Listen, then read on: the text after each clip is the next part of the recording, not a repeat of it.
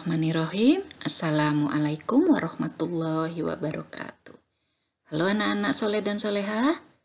Apa kabar kalian? Semoga kalian selalu dalam kondisi sehat walafiat. Masih tetap semangat kan? Ya, kalian harus tetap semangat dan harus terus belajar walaupun kondisi kita masih BDR ya. Kali ini Ibu akan memberikan kalian materi tentang kegiatan ekonomi masyarakat. Mata pelajaran IPS, tema 2, subtema 1. Sudah siap untuk menyimak? Ya, kita simak bersama-sama ya. Kondisi geografis Indonesia beragam. Ada wilayah daratan dan ada pula perairan. Nah, kondisi geografis inilah yang menyebabkan beragam pula jenis kegiatan ekonomi masyarakat. Nah, kegiatan ekonomi adalah semua kegiatan yang dilakukan manusia untuk memenuhi kebutuhan hidupnya. Jadi tujuan dari kegiatan ekonomi adalah memperoleh pendapatan atau penghasilan, ya. Nah, jika kita cermati, kegiatan ekonomi ini dilakukan dengan memanfaatkan sumber daya alam. Pemanfaatan sumber daya alam tersebut dapat kita lihat pada berbagai bidang usaha. Yang pertama adalah agraris. Nah, Indonesia dikenal sebagai negara agraris karena penduduknya bermata pencaharian sebagai petani ya, sebagian besar penduduknya. Nah, usaha agraris ini meliputi kegiatan pertanian dan perkebunan. Dan biasanya terdapat di daerah pedesaan dan pegunungan, ya. Kemudian yang kedua ada peternakan. Peternakan adalah kegiatan usaha budidaya hewan yang diambil hasilnya. Misalnya daging, telur, susu, kulit, dan juga bulunya. Nah, peternakan ini bisa kita bedakan menjadi 3. Yang pertama, peternakan hewan kecil. Contohnya kelinci, kambing, domba, dan biri-biri. Yang kedua, ada peternakan hewan besar. Contohnya sapi, kerbau, dan kuda. Kemudian yang ketiga ada peternakan unggas, contohnya ayam, itik, dan puyuh ya. Yang ketiga adalah usaha dalam bidang perikanan.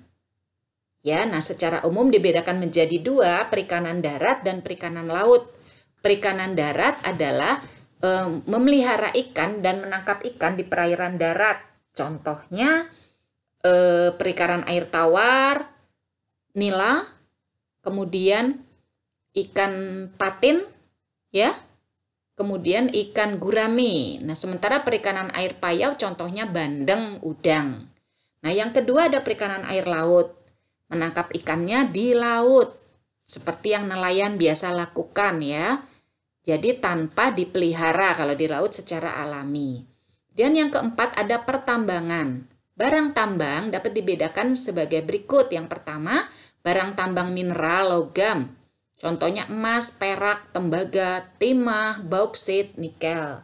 Kemudian barang tambang mineral non-logam, contohnya belerang, gipsum, marmer, dan batu gamping. Ya, biasanya digunakan yang non-logam ini untuk bahan bangunan.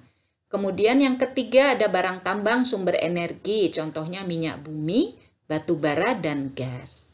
Nah, pemanfaatan sumber daya alam yang kelima yaitu kehutanan. Nah, hutan di Indonesia itu sangat penting sebagai paru-paru dunia, ya, karena menghasilkan oksigen yang sangat banyak. Nah, hutan juga mempunyai fungsi sebagai tempat berkembangnya fauna dan flora di Indonesia, ya, dan juga menjadi daerah resapan air hujan. Jika hutan gundul, maka akibatnya akan terjadi tanah longsor, kemudian banjir bandang, ya, dan oksigen juga menipis. Nah, pembalakan liar atau penggundulan hutan secara liar harus dicegah agar hutan tidak semakin rusak. Jika hutan Indonesia hijau, maka hasil hutan akan kembali melimpah. Hasil hutan Indonesia antara lain kayu jati, meranti, ulin, damar, dan juga rotan. Sekarang, pemanfaatan yang keenam yaitu di bidang perdagangan. Perdagangan adalah kegiatan membeli barang dagangan dan menjualnya kembali kepada konsumen, ya. Perdagangan ini terjadi karena manusia satu sama lain saling membutuhkan. Ya, contohnya negara Indonesia membutuhkan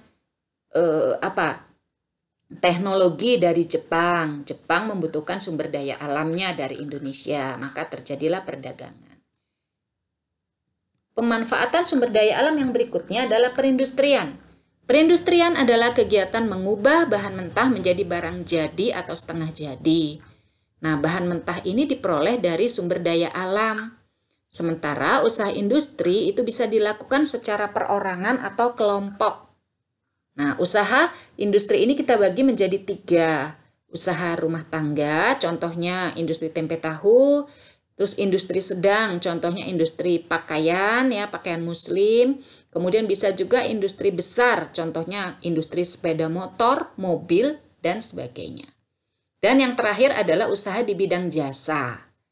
Nah, pariwisata merupakan salah satu usaha di bidang jasa. Selain itu juga usaha di bidang jasa contohnya perbankan, keuangan, asuransi, dokter, ya, salon, kesehatan, dan lain sebagainya. Nah, demikianlah keterangan Ibu tentang pemanfaatan sumber daya alam di berbagai bidang. Jika ada pertanyaan, silakan kalian bertanya ke Ibu melalui WhatsApp ya. Ibu akhiri. Jazakumullah khairan katsiran. Wassalamualaikum warahmatullahi